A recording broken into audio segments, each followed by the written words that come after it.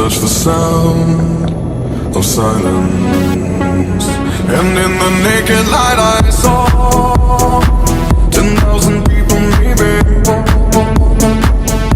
People talking without speaking, people hearing without listening, people writing songs that voices never share, and no one dared disturb the sound of silence.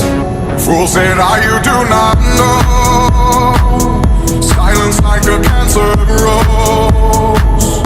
Hear my words and I might teach you. Play my arms and I might reach you. But my words, like silent raindrops, fell and echoed in the wells of silence.